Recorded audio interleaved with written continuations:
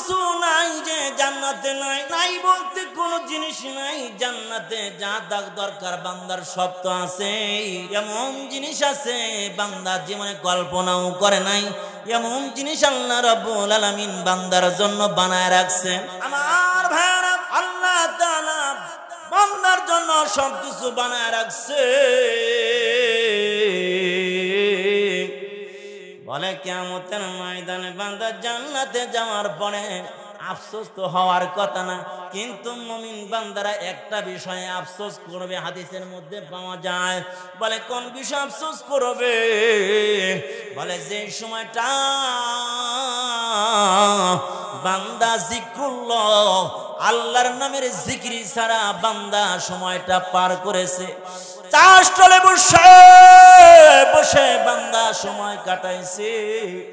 বলে বিভিন্ন গল্প গুজবে, বলে বিভিন্ন গুনাহের আড্ডায় বসে বসে সিগারেট পান করতে করতে, ইয়াবা বাবা পান করতে করতে, অমুকের বিরুদ্ধে সমালোচনা করতে করতে, অমুকের বিরুদ্ধে অ্যাকশন নেওয়ার জন্য পরিকল্পনা করতে করতে আমার ভাইরা বান্দা যে সময়টা কাটাইছে, এই সময়ের জন্য জান্নাতে ঢোকার পরেও বান্দার আফসোস হবে, হায় রে জান্নাত পেয়েছি, জান্নাত আল্লাহ দিয়েছেন ঠিকই, কিন্তু যদি আমি দুনিয়ায় সময় নষ্ট না করতাম তাহলে আমার জান্নাতটা আরো উন্নত মানের হইতো। সুবহানাল্লাহ। এই জন্য আমরা পারবো না একটু জোরে জোরে তাকবীর দিতে? পারবো ইনশাআল্লাহ? তাহলে আমার সাথে বলেন আল্লাহু আকবার বলো, আল্লাহু আকবার বলো, আল্লাহু আকবার, আল্লাহু আকবার বলো, আল্লাহু আকবার, আল্লাহু আকবার বলো। মধুর নামটি নিলে হৃদয় হাসে, জোরে বলেন ঠিক কি ঠিক না? অমধুর নামে সুখ নেমে আসে, জোরে আওয়াজ করবেন ঠিক কি ঠিক না? অমধুর নামটি নিলে হৃদয় হাসে, অমধুর নামে সুখ নেমে আসে, অনামের তুলনা হবে না, হবে না। আল্লাহর নামের কোনো তুলনা হতে পারে? অনামের তুলনা আরে মেলে না, মেলে না, তুলনা নাই নাই নাই। এসো না মন প্রাণ জোড়াই, জোরে আল্লাহু আকবার বলো, আল্লাহু আকবার বলো, আল্লাহু আকবার বলো, আল্লাহু আকবার, আল্লাহু আকবার, আল্লাহু আকবার বলেন। আজকের এই মাহফিলে আসার তৌফিক দান করেছেন কে? যারা আসে নাই, তারা যে আসতে পারে নাই, তাদেরকে তৌফিক দেয় নাই কে? আল্লাহু আকবার। কত মানুষ এই এলাকায় আছে। এখন রাত্রি কত বাজে? 9:12। এই যে 9:12 বেজে গেছে, এখন সেই গাজীপুর থেকে এসে আপনাদেরকে দ্বীনের দাওয়াত, কোরআন হাদিসের আলোচনা শোনানোর জন্য এসেছি। কষ্ট করে এখানে বসে কিছু কথা বলার প্রয়াস পেয়েছি, কিন্তু অনেক মানুষ এখনো তারা যেন নিদ্রায় চলে গেছে, এমন এক পরিবেশ হয়ে গেছে। জোরে বলেন ঠিক কি ঠিক না? কিন্তু দোস্ত, এমন একদিন আসবে যেই দিন বান্দা ঘুমাইবা, এমন ঘুমাবি বান্দা তরে আর কেউ ডিস্টার্ব করবে না, ডাকবে না, ডাকবে না।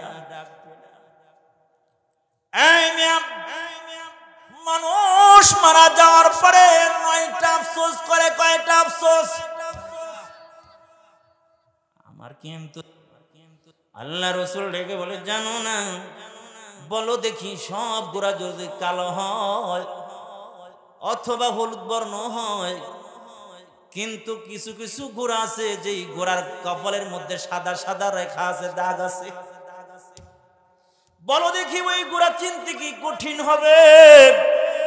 আয়েশা বলেন না, আল্লাহ রাসূল ডেকে বলেন, আয়েশা রে, আমার উম্মতের কিয়ামতের ময়দানে যারা ওযু করবে, কঠিন শীতের মধ্যে ওযু করবে, যেই জায়গার গুলোতে অজুর পানিগুলো গিয়া লাগবে, কিয়ামতের ময়দানে ওই জায়গাগুলো এই ধরনের লাইট না, বরং হাজারো কোটি পাওয়ারের লাইটের এসে বান্দার ওই জায়গাগুলো চমকাইতে থাকবে। বলেন আল্লাহু আকবার। ওই সময় আল্লাহ রাসূল ডেকে ডেকে ডেকে ডেকে কাছে টেনে নিয়ে যাবে। বলেন দেখি, আজকে যদি আমরা ওযু না করি, নামাজ আদায় না করি, বলেন দেখি কিয়ামতের ময়দানে কি আমার আপনার ওই লাইটটা দেখা দিবে? না না, দেখা দিবে না রে দোস্ত। বলতেছিলাম ইমাম শাফির মা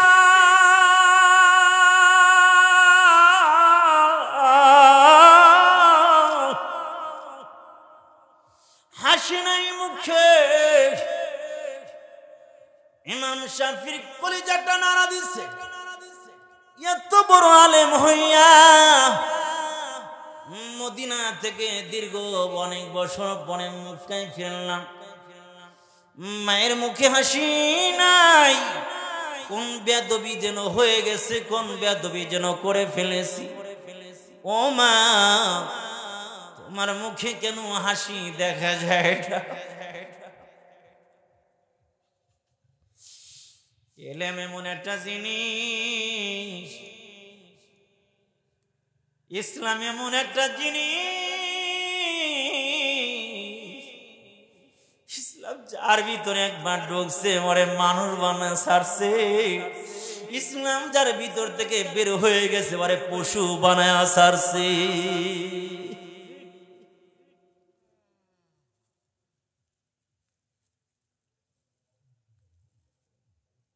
ইমাম আবু ইউসুফেরও ছোটবেলায় বাবা মারা গেছে। কথায় কথা চলে আসে। ইমাম আবু ইউসুফের আসল নাম ছিল ইয়াকুব। এই ইমাম আবু ইউসুফেরও ছোটবেলায় বাবা মারা গেছে। মা চিন্তা করলেন, হায় স্বামী নাই, একমাত্র সন্তান ইউসুফ, তাহলে একটা কাজ করি, কিছু সীসা তামা দিয়ে আগে কাঁসা দিয়ে পাত্র বানাইতো, সেই দোকানে পাঠাইছে, নিয়ে গেছে, বাবা আপনি আমার সন্তানটা রাখেন, পরে কাজ শিখান, তাহলে কমপক্ষে 2টা রুটির ব্যবস্থা হবে, কারণ আমি তো চলতে পারি না, আমারও চলতে হবে, ওরও চলতে হবে, ও যদি কিছু কামাই করে কমপক্ষে ওর একটা আমার একটা 2টা রুটির তো কমপক্ষে ব্যবস্থা হবে। এই জন্য একটু কাজ শিখেন, তামা পিতল দিয়া কাঁসা দিয়া, এক সময় কাঁসা পিতল দিয়া কি হইতো, বড় বড় পাতিল হইতো, পাত্র হইতো, এগুলো পাতিল তৈরি করার জন্য পাঠায় দিছে। এখন গিয়া সেই দোকানের পাশে দেখে একটা মাদ্রাসা, সেখানে এক বুড়া মিয়া বসে আছে, যার নাম নোমান ইবনে সাবিত, যার আসল নাম নোমান ইবনে সাবিত, আমরা যাকে ইমাম আবু হানিফা, ইমামে আজম আবু হানিফা নামে চিনি।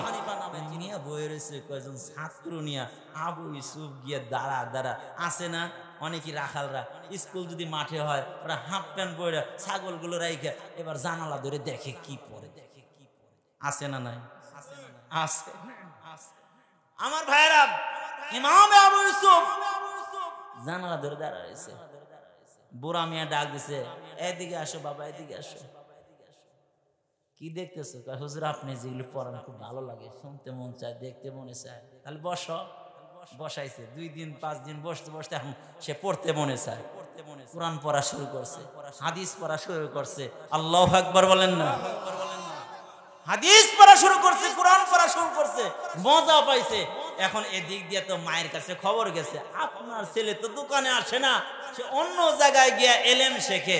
মা বলছে, ইউসুফ ওর বাবা নাই তুই জানোস, এতিম, তোর আমার চলার একমাত্র মাধ্যম হলো যদি তুই কিছু করস, তাহলে সেখান থেকে উপার্জিত যদি কিছু উপার্জন হয় তাই দিয়ে চলা যাবে, এছাড়া আমাদের কোনো চলার ব্যবস্থা নাই।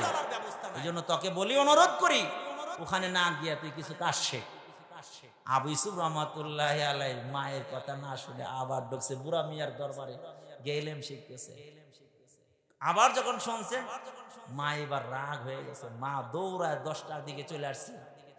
আয়েশা বলতেছে, ভিতরে সরাসরি ঢুকে গিয়া, মহিলা মানুষ, এই মিয়া, আপনি কাজ পান না, কাম পান না, বৃদ্ধ মানুষ, আপনি তো কয়েকজন পোলাপান নিয়ে বসে রয়েছেন, আর আমার সন্তান নষ্ট করার জন্য একটা কিতাব দিয়ে, একটা বই দিয়ে বসে রাখছেন। আমার সন্তান তো কিছু এরকম ভাবে কাজ শিখতে হবে, জানতে হবে, যার মাধ্যমে ও চলবে, আমিও চলবো। আপনি কেন ওকে বসে রাখছেন? এইগুলো শিখলে বাদ পাইবে, ও চলবে কেমনে, আমি চলবো কেমনে? ইমাম আবু হানিফা রাগ হন, মুস্কি হাসি দিয়ে বলছে, মা তুমি রাগ হইও না, রাগ হইও না মা, রাগ হইও না। অন্তর্দৃষ্টিওয়ালা, ওই যে বুঝাইতেছিলাম, অন্তর্দৃষ্টিওয়ালা। ইত্তাকি ফিরাসাতাল মুমিন ফাইন্নাহু ইয়ানজুরু বিনুরিল্লাহ।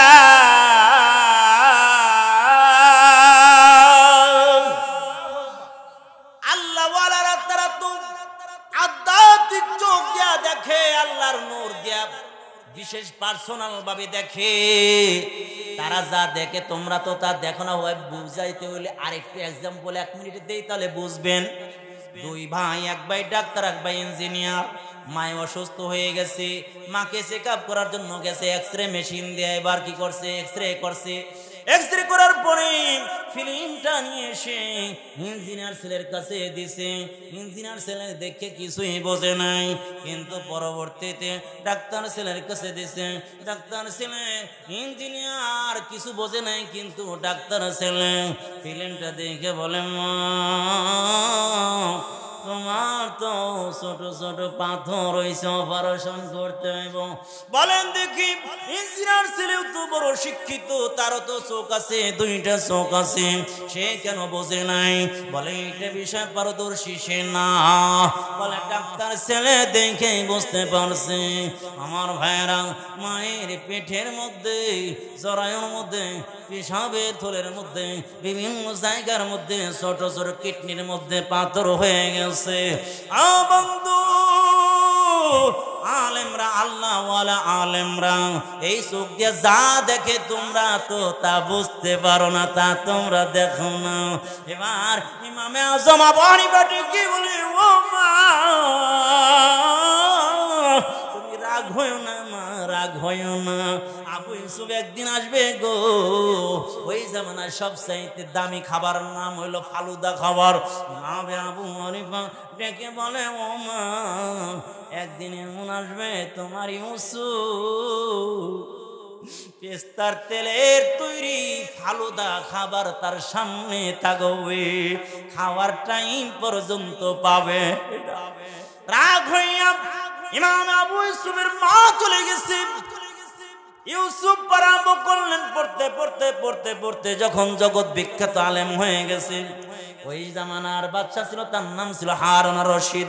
হারুন আর রশিদ যখন শুনতে পাইলেন আবু ইউসুফ একজন বিজ্ঞ, একজন আলেম হয়ে গেছে, এবার হারুন আর রশিদ এবার ডেকে পাঠাইছে, আবু ইউসুফকে ডেকে নিয়ে আসো।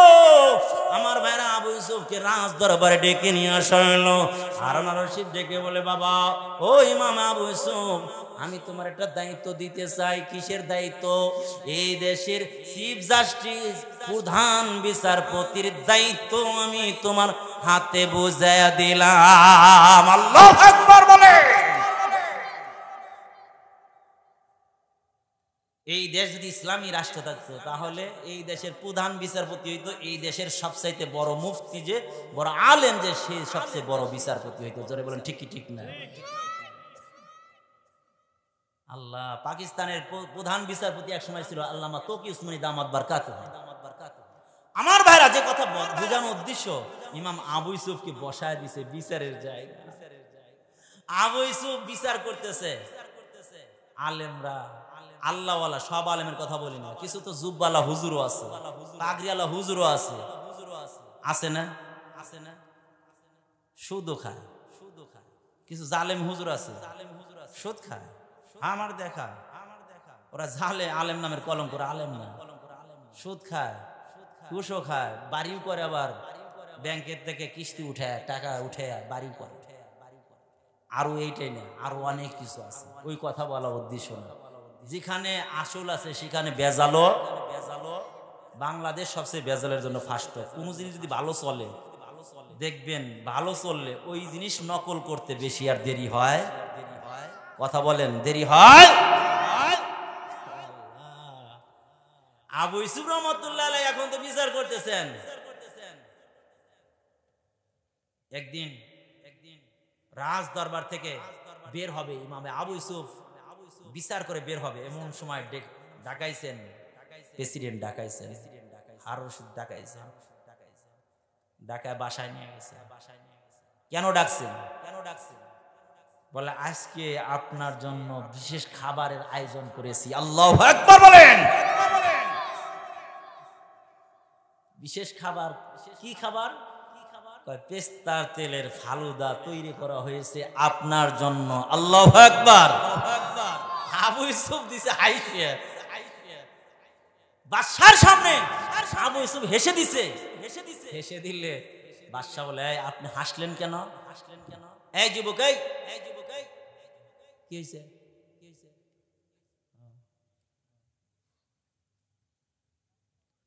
আপনাদের কষ্ট হইতেছে? কষ্ট যাবে তো আমার হইতেছে, আপনারা বসে শুনতেছেন। আল্লাহু আকবার বলেন।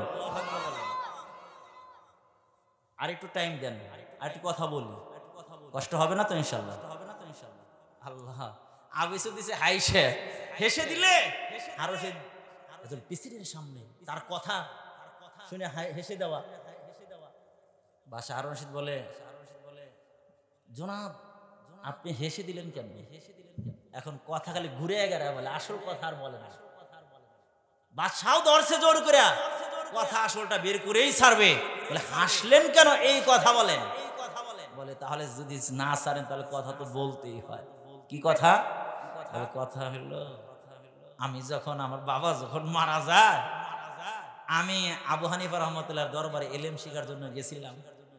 আমার মা এই ইলম শিখার কারণে আমার মা রাগ হইয়া আমার উস্তাদের সাথে উচ্চ বাচ্চা যখন কথা বলতেছিলেন, ইমাম আবু হানিফা রাহমাতুল্লাহি আলাইহি বলেছিলেন, এমন একদিন হবে ইমাম আবু ইউসুফের পিছনে এরকম ভাবে যুগ শ্রেষ্ঠ উচ্চমানের সম্মানিত খাবার তার জন্য অপেক্ষা করবে, পেস্তার তেলের ফালুদা তার জন্য রেডি হয়ে থাকবে, খাবার টাইম পাবে। কত বছর আগে বলেছেন, ওই কথাটা এখন কি বাস্তবায়ন হচ্ছে, এই জন্য হেসে। আল্লাহ আল্লাহ।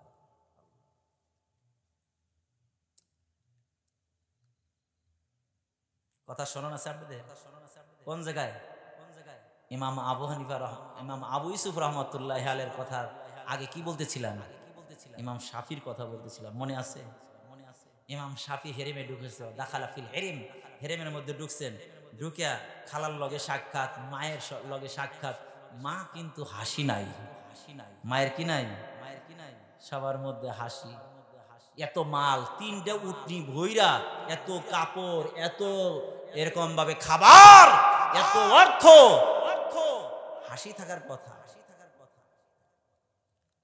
এদের দিলের কান শুনে ভাই কথা অনেক বলতে, একটু আমার দিকে। টিবলের নিচে জগটা যদি বাঁকা হয়ে থাকে, পানি যত টেপেন ভরবে তো? ভরবে না ভাই। হিদায়াত চাইলে হিদায়াত দেয়। ওমর রাদিয়াল্লাহু আনহু হিদায়াত পাইছেন, আবু জেহেল হিদায়াত পায় না। কেন পায় নাই? আবু জেহেলের দাওয়াত দেয় নাই রাসূল? কারণ হিদায়াত গ্রহণ করার মতো তার আগ্রহ ছিল না। আবু জেহেল বুঝেছে, কিন্তু হিদায়াত গ্রহণ, হিদায়াতের তলব তার মধ্যে ছিল না। কিন্তু ওমর, যে ওমর রাসূলের কাল্লা আনার জন্য গিয়েছে, কিন্তু সে হক বুঝল হক গ্রহণ করার মতো তার আগ্রহ ছিল। যখন রাসূলের দাওয়াত পেয়ে সত্য জিনিস বুঝে ফেলেছে, এক মুহূর্ত দেরি করে নাই, সাথে সাথে ঈমান এনে মুসলমান হয়ে গেছে। এই জন্য অনেক মানুষ আছে যুগের পর যুগ শোনে কিন্তু হিদায়াত পায় না আগের মতোই। কারণ বক্তার মধ্যেও নিয়ত সমস্যা, আর যিনি বয়ান শুনে তার মধ্যেও নিয়তের সমস্যা। যদি সুর বালা হয় তাহলে থাকবে, আর না হলে একটু ঘুরে গেড়ে আসবে। যে বক্তার সুর বালা, যে বক্তা হাসাইতে পারে, কাদাইতে পারে, পাদাইতে পারে, ওই বক্তার অসুবিধা আছে কি নাই? হাসানো কাদানো এগুলো কাজ নয়। কোরআন সুন্নাহর সঠিক দিক নির্দেশনামূলক আলোচনা শোনা এবং তার উপরে আমল করে আল্লাহকে রাজি খুশি করে দুনিয়ায় থেকে বিদায় গ্রহণ করা, এটাই মূল উদ্দেশ্য। জোরে বলেন ঠিক কি ঠিক না? আমার কলিজার টুকরা যুবক ভাই, ইমাম শাফিঈ কি বলে, মা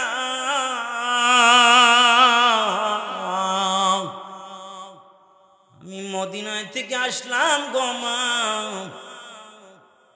আমার খালা খুশি হয়ে গেছে, এলাকার মহিলারা খুশি হয়ে গেছে, এলাকার লোকজন খুশি, কিন্তু তোমার কাছে যখন আসলাম মা, তোমার চেহারার মধ্যে, মুখের মধ্যে হাসি দেখতে পাই না। কারণ মা ডেকে বলেন, ও বাবা বলো দেখি, আমি যেই দিন মক্কা থেকে তোমারে বিদায় করে মদিনায় পাঠাইলাম, ওই দিন তোমারে কি দিয়েছিলাম মনে আছে? ইমাম শাফিঈ ডেকে বলেন, মা আমারে তুমি চাদর দিয়েছিলা, এই আমার ঘর দেখ কিছু নাই, আমি তোরে ওই ঘর থেকে বের, আমি তো চাই না আমার ঘরের মধ্যে মাল নিয়ে পাহাড় করবে, এটা আমি চাই না। আমি চাই না আমার ঘরের মধ্যে 3 উটনি ভরা টাকা পয়সা, মাল, খাবার, পোশাক এগুলো নিয়ে ঘরের মধ্যে যাইবা। তোমার চাচাতো ভাইদের সাথে তুমি প্রতিযোগিতা করবা, তুমি বড় ধনী, এটা আমি চাই না। আমি তোমারে চাদর দিয়েছিলাম শুধু শোয়ার জন্য, এছাড়া আমি কিছু দেখতে চাই না রে বাবা। আমি দেখতে চাই মদিনা থেকে মক্কায় যেদিন ঢুকবে রে আমার আশা, ইলমের জগতে উজ্জ্বল একজন নক্ষত্র হইয়া মক্কায় ডুববি রে। আমার ওই বিরানা ঘরের মধ্যে ডুবরি ঘরের মধ্যে, জুবরি ঘরের মধ্যে, ওই জুবরি ঘরের মধ্যে ডুববি, অর্থ নিয়ে ডুববিটা আমি চাই না, মাল নিয়ে ডুববি, কাপড় নিয়ে ডুববিটা আমি চাই না। আমি চাই ইলমে নববী দৌলত নিয়ে তুই আমার ঘরের মধ্যে ডুববি, তুই ইলম নিয়ে ডুববি, আল্লাহর কালাম নিয়ে ডুববি, সুন্নাহ নিয়ে ডুববি, এটা আমি চাই। আমি চাই ঘরে ঢোকার আগে তুই এই 3 উটনির মধ্যে যত মাল আছে সব আল্লাহ রাস্তায় দান করে দিবি, এগুলো কোনো ঘরের মধ্যে নিতে দেব না। সুবহানাল্লাহ। ইমাম আবু ইউসুফ দান করতে আরম্ভ করলেন। যে আসে তার কাছে দান করে দেয়, তাকে টাকা দেয়, তাকে খাবার দেয়, পোশাক দিয়ে দেয়। দিতে দিতে দিতে দিতে 15টা টাকা তার পকেটের মধ্যে রেখে দিলেন। ওই দিন রোজা আছেন, ইফতার করবেন। 15টা টাকা পকেটের মধ্যে রেখে ওটের উপর সওয়ার হইয়া ঘরের মধ্যে বার যাবে। ও দোস্ত, এমন সময় লাঠিটা পড়ে গেছে হাত থেকে। একজন বাদী এসে দূর থেকে লাঠিটা উঠায় দিছে। ইমাম শাফিঈ পকেট থেকে 5টা টাকা বের করে তাকে দিয়ে দিছে। ইমাম শাফিঈর মা ডেকে বলেন, বাবা তুমি কেন তার 5 টাকা দিলা? কারণ কি তোমার পকেটে কি টাকা নাই? ও মা, আমার পকেটে 15 টাকা ছিল, 5 টাকা দিয়ে দিলাম আর 10 টাকা রেখে দিলাম। সবই তো দান করলাম, শুধুমাত্র 10টা টাকা রেখে দিলাম। মা ডেকে বলেন, ও বাবা, যেই দিন তোকে ঘর থেকে বের করে দিয়েছিলাম এলেম শেখার জন্য, বল দেখি ওই দিন তোমার কাছে কয় টাকা ছিল? বলে 1 টাকাও ছিল না। বলো দেখি, যে আল্লাহ তাআলা তোমার এলেম শিখার তৌফিক দান করেছে, আজকে তুমি এরকম টাকা ছাড়া আল্লাহর উপরে তাওয়াক্কুল কইরা কেন ঘরে ঢুকতে পারবা না? তুমি এলেম শিখলা, কোরআন শিখলা, হাদিস শিখলা, সুন্নাহ শিখলা, তোমার 10টা টাকার উপরে এখনো ভরসা এসে গেছে। 10টা টাকা তোমার এখনো ভরসা ছাড়ো নাই। বলে সব টাকা দান কইরা পরিপূর্ণ আল্লাহর উপরে ভরসা কইরা মুক্ত হস্তে খালি হাতে তুমি আমার ঘরে ঢোকো, এলেমের নূর নিয়ে, আমলের নূর নিয়ে তুমি আমার ঘরে ঢোকবা। দুনিয়ার এই মালের খাবাসত নিয়ে, নাপাক মাল নিয়ে আমার ঘরে ঢুকতে আমি তোমাকে পছন্দ করি না। ইমাম শাফিঈকে বলে, মা আমি আমার 10 টাকাও দিয়ে দিলাম খালি হাতে। ইমাম শাফিঈ ঘরের মধ্যে ঢুকে বললেন, ইমাম শাফিঈ ডেকে বলেন, পৃথিবীর মানুষের আরে আমি ওই 3 উট ভরা যে সম্পদ আমার উস্তাদ দিয়েছিল আমি সবগুলো দান করে দিলাম। আমি সন্ধ্যার আগে যখন আমি খালি হাতে মুক্ত হস্তে আমি যে এলেম অর্জন করেছি, ওই এলেম নিয়া, আমল নিয়া, আল্লাহ তাআলার উপরে ভরসা কইরা আমি ঘরের মধ্যে ঢুকে পড়েছি রে দোস্ত।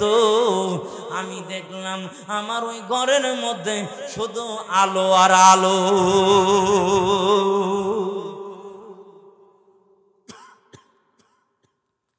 একটু জিকির করি, লা ইলাহা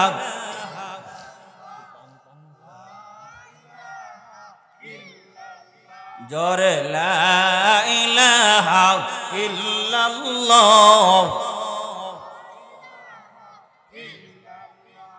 লা ইলাহা ইল্লাল্লাহ, লা ইলাহা, জোরে, লা ইলাহা ইল্লাল্লাহ, লা ইলাহা ইল্লাল্লাহ, লা ইলাহা ইল্লাল্লাহ।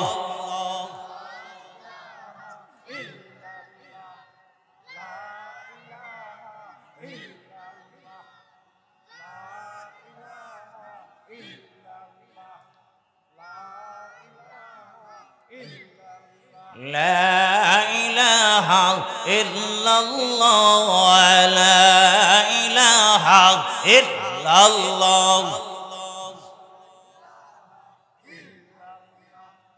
لا إله إلا الله، لا إله، لا إله إلا الله মুহাম্মাদুর রাসূলুল্লাহ সাল্লাল্লাহু আলাইহি ওয়াসাল্লাম। ও বাবা, একটু দিলের কানটা দিয়ে নরম, দিলটা নরম করে একটু শোনেন, চক্ষুটা একটু বন্ধ করে দিলের কানটা খুলে একটু শোনেন। ও বন্ধু, আল্লাহ রাসূল বলেন তুমি একটা 4টা জিনিসের মধ্যে তুমি থাকবা, 5ম নম্বরে যাইবা না। আমরা কোন নম্বরের মধ্যে আছি একটু দিলটা লাগায় শুনি। ও বন্ধু, আমি আপনার কোন অপশনের মধ্যে আছি একটু দিলের কানটা লাগায় শোন। আয় যুবকরা, একটু দিলের কানটা লাগাও। জীবনে কতই না তুমি সময় দিলা, ইউটিউবে সময় দিলা, ফেসবুকে সময় দিলা। ও বন্ধু, দিনের জন্য একটু সময় দাও। আল্লাহ রাসূল ডেকে বলেন, কোন আলেমান, 1ম নম্বরে তোমার কাজ হলো আলেম হও। কোরআনের আলেম হও, সুন্নাহর আলেম হও, হাদিসের আলেম হও। আলেম হতে পারো নাই, মুতাআল্লিমান, বড় হয়েছো, কি হয়েছে, আলেমের ছাত্র হয়ে যাও। নামাজের ওয়াজিবগুলো শেখো, নামাজের ফরজগুলো শেখো, রোজার ফরজগুলো শেখো, আরে নামাজের সুন্নাহগুলো শেখো, বলে আমলগুলো আস্তে আস্তে শেখো। আলেমের ছাত্র হয়ে যাও। 1 নাম্বার কি হতে বলছেন, জোরে বলেন, জোরে বলেন। জোরে বলেন কি হতে বলছেন? আলেম হতে বলছেন। 2 নাম্বার কি হওয়ার জন্য বলছেন? 2 নাম্বার হওয়ার জন্য বলছেন আও মুতাআল্লিমান, ছাত্র হয়ে যাও। 3 নাম্বার আও মুহিব্বান, যদি আলেমের ছাত্র হওয়ার ব্যাপক টাইম না পাও তাহলে আলেমরে মহব্বতকারী হও, আলেমদেরকে মহব্বত করো। 4 নাম্বার হলো আও মুঈনান, আলেমদের সহযোগী হও, আলেমদের পক্ষ অবলম্বন করো, আলেমদের পক্ষে থাকো, হক্কানি আলেমের পাশে থাকো। ওয়ালা তাকুন খামিসান, তুমি 5 নম্বরে যাইও না। আমার ভাইরা, তারাশি নামক একটা কিতাব আছে, উর্দু একটা রিসালা। ওই রিসালার মধ্যে মনে হয় প্রায় 10 বছর আগে একটা ঘটনা পড়েছিলাম, একটা ওয়াকিয়া পড়েছিলাম, আপনাদেরকে শোনাইয়া দেয়। ও বন্ধু, আল্লামা দাউদ শাসকুনি রহমাতুল্লাহি আলাইহি একটা ওয়াকিয়া মনে পড়লো। আজকে তো কি আছে আমার ভাইরা, হাজারো মাদ্রাসা আছে, মাদ্রাসায় শিক্ষা অর্জন করার পাঠ্যসূচি আছে। আমার ভাইরা সকাল 8টা থেকে রাত 8টা পর্যন্ত, 5টা পর্যন্ত লেখাপড়া হয়। আমার ভাইরা এক সময় ছিল, এমন একটা সময় ছিল মাদ্রাসা ছিল না। এক এক দেশের মধ্যে, এক একটা জেলার মধ্যে এক একজন আলেম ছিল। বিভিন্ন এলাকা থেকে, দেশ থেকে যুবকরা গিয়ে ওই বাড়িতে থাইকা, জায়গিরি থাইকা 5 বছর, 10 বছর, 2 বছর, 3 বছর এইভাবে এলেম শিখা, ওই দেশ থেকে এসে এলেম সরাসরি হাতে এরকম ভাবে দোয়াত কলমের কালি দিয়া, বাঁশের কুঞ্চি দিয়া কলম বানাইয়া, লেখা গাট্টি বানাইয়া মাথাত করে নিজের দেশে আসছে। এই একটা জামানা ছিল কি ছিল না? জোরে বলেন ছিল কি?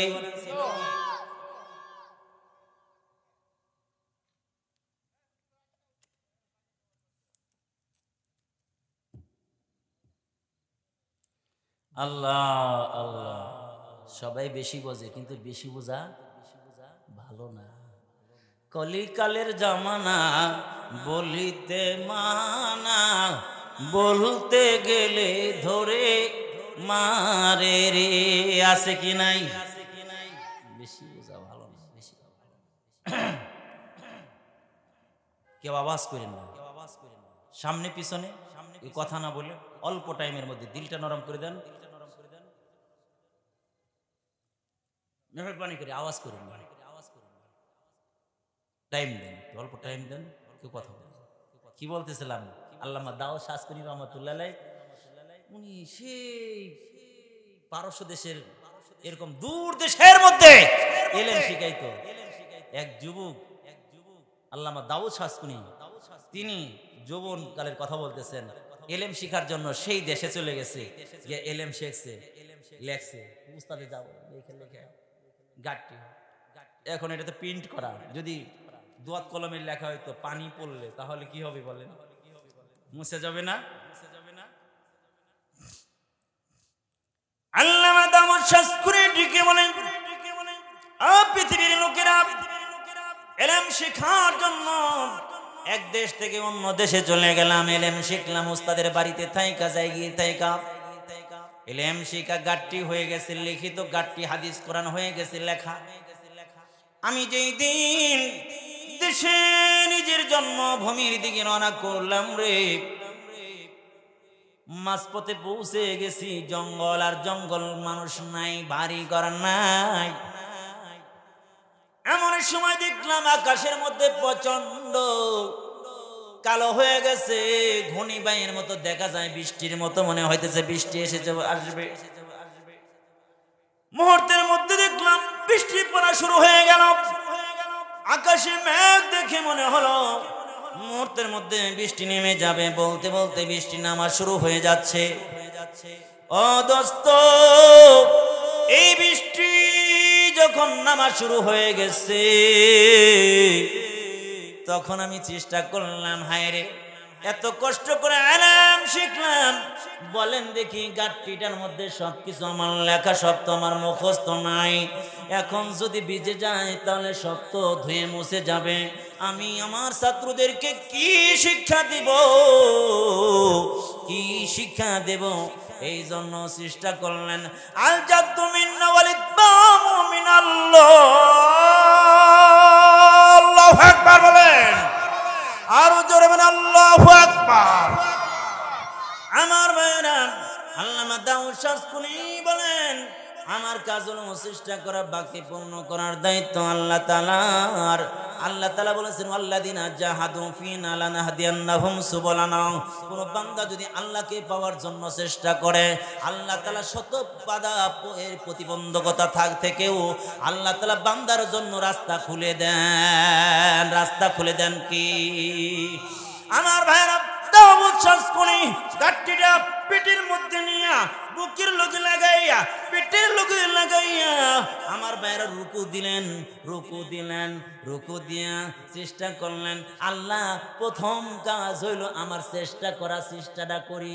মুষলধারে বৃষ্টি বাকি ভিজে যদি যায় তাও তো বলতে পারবো চেষ্টাটা করছি। আমি চেষ্টা করে দেখি বুকের মধ্যে এই গাট্টিটা নিয়া রুকু অবস্থায় ঘন্টার পর ঘন্টা রইলাম। এলেম হেফাজত করার জন্য, কোরআনের পক্ষে টাইম দেওয়ার জন্য, এর হাদিস হেফাজত করার জন্য আমি যে রইলাম। বলে আমি কিছুক্ষণ পরে দেখলাম মুষলধারে বৃষ্টি বন্ধ হয়ে গেছে। গাড়িটা নিয়ে নিজের বাড়িতে যখন চলে গেলাম, আমার বাড়িতে এরকম হাজার হাজার তালিব ইলম এখন আসে। কোরআন শেখাই, হাদিস শেখাই, সুন্নাহ শেখাই, মাসআলা শেখাই তাদেরকে। ইলমে মানতিক, ইলমে ফালসাফা, এর ইলমে ফিকহ, আমার ভাইরা ইলমে তাফসীর, ইলমে বালাগাত, ফাসাহাত, উসুলে হাদিস, উসুলে ফিকহ, বিভিন্ন জিনিস শেখাইতে থাকি। আমার ভাইরা হঠাৎ করে আল্লামা দাউদ শাস্ত্রী ইন্তেকাল করলেন। হাজারো আলেম বানাইয়া দুনিয়া থেকে বিদায় হয়ে গেলেন। আমার ভাইরা বিদায় যেদিন হয়ে গেলেন, বিদায় হওয়ার পরে কিছুদিন পরে তার একজন শাগরেদ আলেম মানুষ, তিনি গভীর রাত্রিতে স্বপ্নে দেখতেছে। স্বপ্নে দেখে হুজুর জান্নাতের মধ্যে বিচরণ করতেছে। এবার ডেকে বলে হুজুর আপনার লগে দুইটা কথা বলতে চাই। উস্তাদ জি একটু টাইম দেওয়া যাবে নি? দুইটা কথা বলতে চাই। বলে কি বলবা? বলে হুজুর আপনার সাথে আল্লাহ তাআলা কি মুআমালা করেছেন, কি ব্যবহার করেছেন। আমার ভাইরা এবার আল্লামা দাউদ শাসকনি ডেকে বলেন, ও আমার বাবা, আমার ছাত্র তালেব ইলম, শুনে রাখো আমার জীবনে যত ইবাদত করেছি কোন ইবাদতই আল্লাহর দরবারে কাজে লাগে না। নামাজ পড়েছি, রোজা করেছি, প্রত্যেকটার মধ্যে ইখলাসের ঘাটতির কারণে কোনটাই আল্লাহ পাক পছন্দ করেন নাই।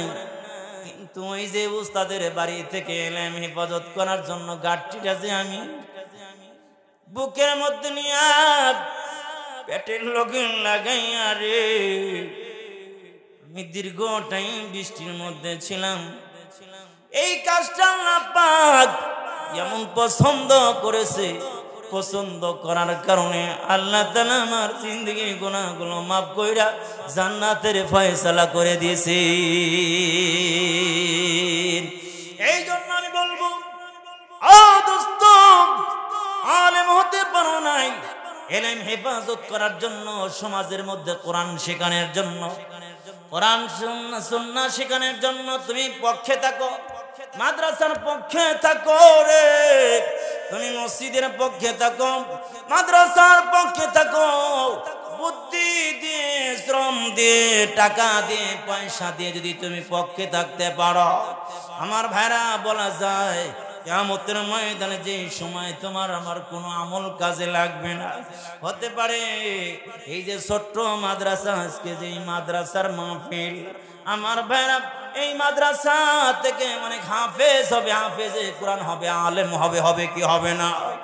আমার ভাইরা এই যে তোমার টাকা পয়সা, তোমার এক বেলা খাবার, বলে তুমি যে পরামর্শ দিয়েছিলাম, টাকা দিয়েছিলাম, একটু শ্রম দিয়েছিলাম, হুজুরের পক্ষে অবস্থান নিয়েছিলাম, হুজুরদের মহব্বত করতাম, আলেমদেরকে মহব্বত করতাম, মাদ্রাসাকে মহব্বত করতাম, বলে কিয়ামতের ময়দানে এইটাই নাজাতের জরিয়া হয়ে যাবে। আমার ভাইরা আল্লাহ রাসূল ডেকে বলি, ও দুনিয়ার মানুষ, আল্লাহ তাআলার যদি রহমত নামায় একটা বান্দাও আল্লাহ তাআলার